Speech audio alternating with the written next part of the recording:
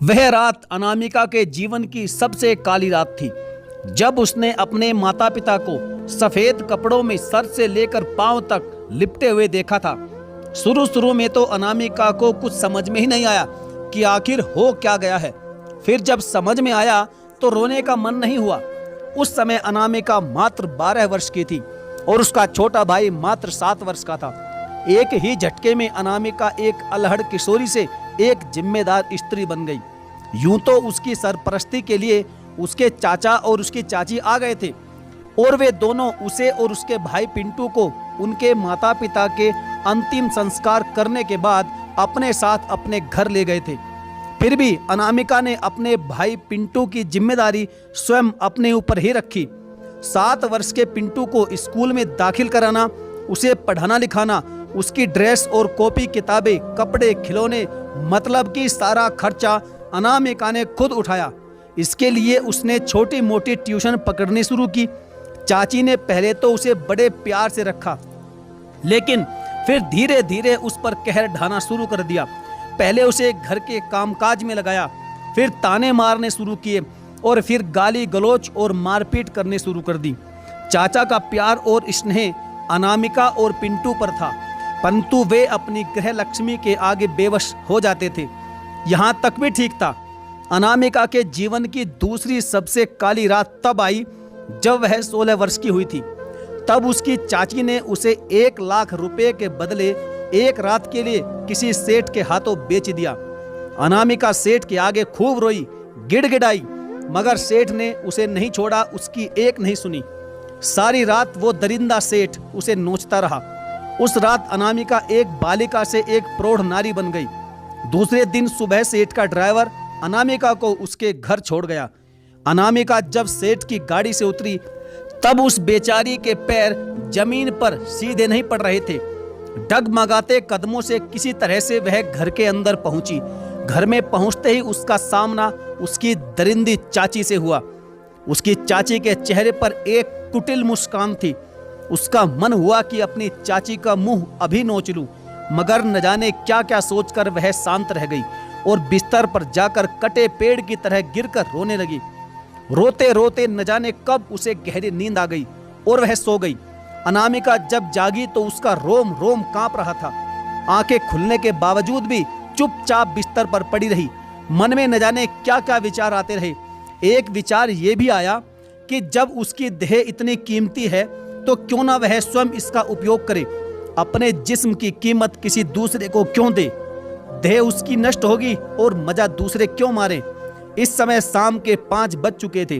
अनामिका उठी, अपना मुंह धोया, कपड़े बदले और घर से बाहर निकली। निकलते समय चाची ने टोका, कहाँ चली इस समय। अनामिका को अपनी चाची आज किसी डायन से कम नहीं लग रही थी, लेकिन अभी वह किसी तरह का झगड़ा मोल लेने के पक्ष में नहीं थी। अभी आती हूँ कहकर अनामिका घर से बाहर निकली और सीधे अपने चाचा के पास पहुंची। उसके चाचा एक छोटे मोटे मोटर गैराज के मालिक थे। चाचा, आपसे कुछ बात कहनी है, जरा इधर तो आओ। चाचा उसे अपने चैम्बर में ले गए। हाँ अनामिका बेटा, बोलो क्या बात है। चाचा, आपको मालूम है कल चाची ने मेरे साथ क्या किया है। क्या किया तेरी चाची ने।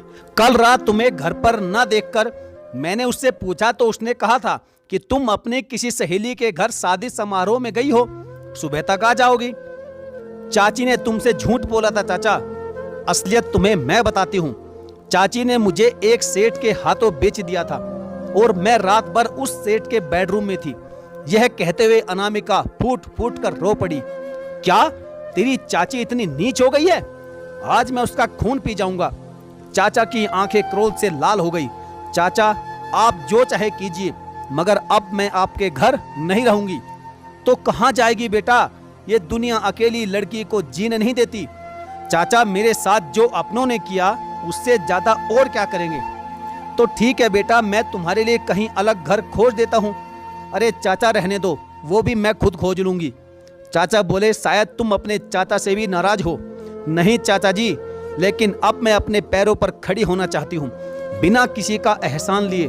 मैं तुम पर कोई एहसान नहीं करूँगा, बल्कि अपना फर्ज पूरा करूँगा। चाचा जी, मैं उससे भी आपको मुक्त करती हूँ।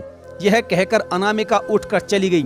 चाचा ने रोकने की बहुत कोशिश की, मगर उसने जो ठान लिया तो ठान लिया। अनामिका वापस घर पहुंची, सीधे अपनी चाची की तरफ चली गई। चाची अपने कमरे में अपनी अलमारी के सामने खड़ी कुछ कर रही थी। अनामिका चाची के पीछे जाकर खड़ी हो गई। अपने पीछे किसी की आहट पाकर चाची पीछे मुड़ी। चाची कुछ कहती इससे पहले ही अनामिका ने झपटकर चाची के बाल पकड़ लिए और एक जोरदार झटका दिया। चाची सीधे दीवार से जाकर टकराई और माथा फट गया। माथे से खून की धारा बहने लगी। चुपचाप पड़ी रह कुतिया, कोई हरकत की या मुंह से एक शब्द भी निकाला तो तेरे हक में ठीक नहीं होगा। चाची ने अभी तक उसका सौम्य रूप ही देखा था, इस समय उसे चंडी रूप में देखकर उनके पुरखों के भी बैंड बज गए। चाची चुपचाप पड़ी देखती रही। अनामिका ने अलमारी से एक एक सामान निकालकर फेंकना शुरू कर दिया। ज्यादातर उसमें कपड़े ही थे। कपड़ों के नीचे दबे हुए 500 के नोटों की 2 गड्डियां मिली। अनामिका ने उन्हें अपने पास रखा। फिर से 500 की एक गड्डी और मिली। अनामिका ने उसे भी रख लिया। चाची बड़ी हसरत से नोटों को देख रही थी, जो अभी कुछ देर पहले तक सारे नोट उसके अपने थे, जिन्हें वह अलमारी के पास खड़ी उन्हें गिन रही थी। अनामिका तीनों गड्डियों को लेकर कमरे के दरवाजे की तरफ बढ़ी। जाते जाते उसने चाची को एक बार देखा, उसका खून फिर से खोल उठा। उसने जाते हुए अपने पैरों की 2-4 जोरदार ठोकरें चाची को और मार दी। चाची ठोकरें लगने के बाद बिलबिला उठी। चाची के कमरे से बाहर निकलते ही अनामिका ने कमरे का दरवाजा बाहर से बंद कर दिया। अनामिका छोटे भाई पिंटू और एक बड़े से सूटकेस में अपने कपड़े और 1.5 लाख रुपए लेकर घर से निकल गई। भाई और सूटकेस को अपनी एक सहेली के घर पर छोड़कर अनामिका सीधे उसी सेठ के पास जा पहुंची, जिसके बेडरूम में पहले ही वह एक रात बिता चुकी थी। सेठ के बंगले पर पहुंचकर सबसे पहले उसकी भेंट सेठ के ड्राइवर से हुई। ड्राइवर उसे देखकर पहले तो चौंक गया, फिर लपकता हुआ अनामिका के पास आया और कहने लगा, अरे तुम यहाँ क्यों आई हो? अनामिका कहने लगी कि तेरे सेठ से मिलने आई हूँ, जाकर अपने सेठ को सूचना दे दे। ड्राइवर कहने लगा कि इस समय वे नहीं मिल सकते, वे जरूरी मीटिंग में हैं। वह बोली, तू सूचना दे दे, नहीं तो मैं सीधे उसकी मीटिंग में ही पहुंच जाऊंगी और तू चाहकर भी मुझे नहीं रोक पाएगा। अनामिका ने थोड़ी तल्खी से कहा। ड्राइवर उसका यह रूप देखकर सहम गया। सेठ का राजदार था, इसलिए वह किसी भी समय कभी भी सेठ से मिल सकता था। वह घबराया हुआ था। मीटिंग में पहुंच गया और सेठ के कान में फुसफुसाते हुए सारी बात बता दी। सेठ ने कहा, ठीक है, उसे बैठाओ, ठंडा पानी पिलाओ, मैं 15 मिनट में आता हूँ। ड्राइवर वापस आकर अनामिका की खातिरदारी में लग गया। आधे घंटे बाद सेठ ने अनामिका को अपने चैम्बर में बुलाया और कहा कि तुम्हारे पैसे तो मैंने चुका दिए थे, अब क्या लेने आई हो? अनामिका ने कोई जवाब नहीं दिया, बस एक टक उसे घूरती रही। तभी सेठ बोला, अच्छा अब मैं समझा, शायद तुम और पैसे चाहती होंगी। कहकर सेठ ने अपना ब्रीफकेस खोला, 500 की एक गड्डी निकाली और अनामिका के सामने रख दी। अनामिका ने न तो गड्डी की तरफ हाथ बढ़ाया और न ही सेठ को घूरना बंद किया। तभी सेठ बोला, क्या तुम्हें ये भी कम लग रहे हैं? कोई बात नहीं, और ले लो, मगर इससे ज्यादा नहीं दे पाऊंगा, बस मेरे पास यही आखिरी गड्डी है। कहते हुए सेठ ने 500 रुपए की एक गड्डी और अनामिका के सामने रख दी। कहते हैं ना कि पुरुष जब इंद्रियों का दास हो जाता है तब उसे तमाम तरह की समस्याओं का सामना करना पड़ता है। इन समस्याओं से बचने के लिए उसे तरह तरह का नुकसान भी उठाना पड़ता है, और उसी जगह एक स्त्री जब अपने पर आती है तब संसार की कोई भी शक्ति उसके सामने नहीं टिक सकती। तब अनामिका मुस्कुराई, दोनों गड्डियों को उठाकर अपने पर्स में डाल लिया और बोली, मैं यहाँ आपसे पैसे लेने या आपको ब्लैकमेल करने नहीं आई थी। मैं तो आपसे ये कहने आई थी कि मेरी चाची और आपने मुझे जिस रास्ते पर डाल दिया है, अब मैं उसी रास्ते पर चलना चाहती हूँ और इसके लिए मुझे आप रास्ता दिखाएंगे। लेकिन मैं ये काम कैसे कर सकता हूँ? मैं कोई दलाल थोड़े नहीं हूँ। अनामिका बोली, ठीक है, आप कोई दलाल नहीं हो, लेकिन आप खरीदार तो हो। एक खरीदार सैकड़ों दलालों से परिचित होता है और एक दलाल सैकड़ों खरीदारों से। आपके लिए यह काम कठिन नहीं है। सेठ अभी तक डर रहा था कि सामने बैठी लड़की किसी तरह का दबाव न बनाए। दबाव के डर से ही उसने अनामिका को 1 लाख रुपए का अतिरिक्त भुगतान भी कर दिया था। अब उसकी बात सुनकर उसकी जान में जान आई। समाज में प्रतिष्ठा बनी रहे, रुपए तो बहुत आ जाएंगे। अच्छी बात है, तुम्हारा काम हो जाएगा, और कोई सेवा हो तो बताओ। तब अनामिका बोली कि इस समय मेरे पास रहने का कोई ठिकाना नहीं है, फिलहाल मुझे कुछ दिनों के लिए सर छुपाने की जगह चाहिए। सेठ बोला कि समझो तुम्हारा यह काम भी हो गया, मेरा एक फ्लैट खाली पड़ा है, ड्राइवर तुम्हें वहां तक छोड़ आएगा। ये कहकर सेठ ने अपने ड्राइवर को बुलाया और अनामिका को उसके सुपुर्द कर दिया। अनामिका अभी 16 वर्ष की ही थी। वो बेहद खूबसूरत सुंदरी थी, इसलिए देह व्यापार के बाजार में स्थापित होने में उसे अधिक समय नहीं लगा।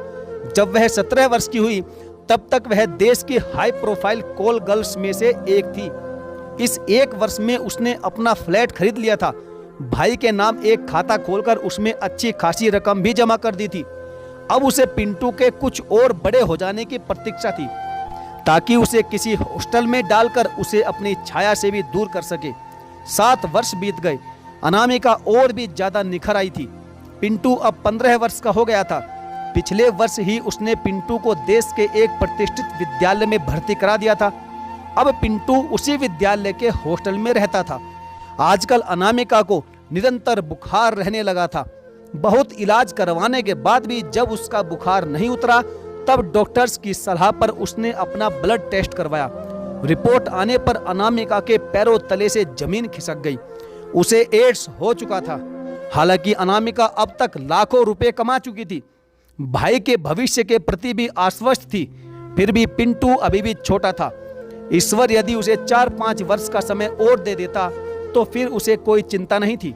पिंटू को सब कुछ समझाकर आसानी से मर जाती।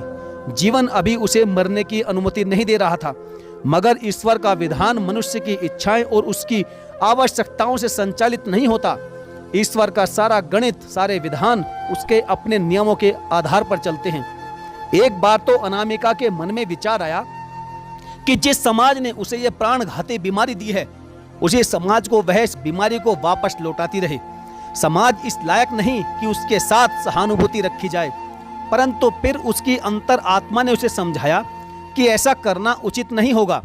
माना कि उसकी देह को भोगने वाले पापी हों, लेकिन उनकी पत्नियों और उनकी आने वाली संतानों का भला इसमें क्या दोष है? लोगों को यह रोग बांटने पर उनके साथ उनके परिवार भी बर्बाद हो जाएंगे। अनामिका ने बहुत कुछ सोचा और इस कार्य को छोड़ देने का प्रण कर लिया। अनामिका के पास मात्र कुछ ही समय बाकी बचा था। किसी भी पल में मृत्यु उसे अपने जाल में जकड़ सकती थी। उसने अपनी व पिंटू की सारी संपत्ति का हिसाब लगाया। लगभग 6.5 वर्ष पहले खरीदा गया उसका यह फ्लैट आज लगभग 1.5 से 2 करोड़ रुपए के बीच का था। पिंटू के खाते में 50 लाख रुपए थे, उसके अपने खाते में 70 लाख थे, यानी लगभग 2.5-3 करोड़ रुपए का स्वामित्व पिंटू के पास था। लेकिन यदि वह 2, 3 या 6 महीने में मर जाती है तो पिंटू धरती पर अकेला और असहाय हो जाएगा। न जाने वो इस संपत्ति को संभाल भी पाएगा या नहीं। बहुत सोच समझकर उसने निर्णय लिया। एडवोकेट तेवतिया, नगर के सबसे धनिक व्यक्ति अग्रवाल जी और समाज सेवक शुक्ला जी को मिलाकर एक ट्रस्ट बना दिया। इन तीनों से ही उसका परिचय विभिन्न समारोह के दौरान हुआ था। तीनों उसके ग्राहक नहीं थे, तीनों का उस पर पितातुल्य स्नेह था। हालांकि तीनों ही उसके मूल व्यवसाय से परिचित थे, फिर भी इन तीनों ने कभी उसे वासना की दृष्टि से नहीं देखा था। एडवोकेट तेवतिया ने उसकी वसीयत तैयार की। वसीयत के अनुसार अनामिका ने इन तीनों को पिंटू का स्थायी संरक्षक बना दिया था। सारी संपत्ति पिंटू के नाम थी। 18 वर्ष की आयु तक पिंटू की सारी आवश्यकताएं इन तीनों को सम्मिलित रूप से पूरी करनी थी। उसके बाद पिंटू को संपत्ति का पूरा अधिकार मिल जाना था। लेकिन अभी भी इन तीनों को यह अधिकार था कि वे जब चाहें पिंटू को अनावश्यक खर्च से रोक सके। इसका कारण अनामिका ने यह सोचा कि ऐसा करने से न केवल पिंटू बेफजूल के खर्च से बचेगा, बल्कि अपने संरक्षकों की बात भी सुनेगा और उनका सम्मान भी करेगा। जिस दिन अनामिका की वसीयत न्यायालय में रजिस्टर्ड हुई, उस दिन अनामिका ने चैन की सांस ली। न्यायालय से लौटते समय अनामिका का मन बहुत ज्यादा शांत था। जिस टैक्सी से वो लौट रही थी उसमें सीढ़ी लगी हुई थी और धीरे धीरे गाना बज रहा था, ये कहां आ गए हम यूं ही साथ चलते चलते। अनामिका को लगा कि शायद यह गाना उसी के लिए बज रहा है, मगर नहीं, वह तो अकेली थी, नितांत अकेली। हाँ, चलते चलते वह किस मोड़ पर आ गई थी ये तो वो ही जानती थी। और कुछ दिन के बाद उसकी मृत्यु हो गई। पिंटू को जब पता चला कि उसकी बहन अब इस दुनिया में नहीं रही, उसे बहुत रोना आया और सोचा कि क्या एक बहन एक भाई की जिंदगी को संवारने के लिए किस हद तक जा सकती है। सचमुच साथियों, एक औरत, एक बहन, एक माँ और एक बेटी अपनों के लिए कुछ भी कर सकती है। साथियों, आपका इस कहानी के बारे में क्या विचार है? आप अपनी राय कमेंट बॉक्स में जरूर लिखें।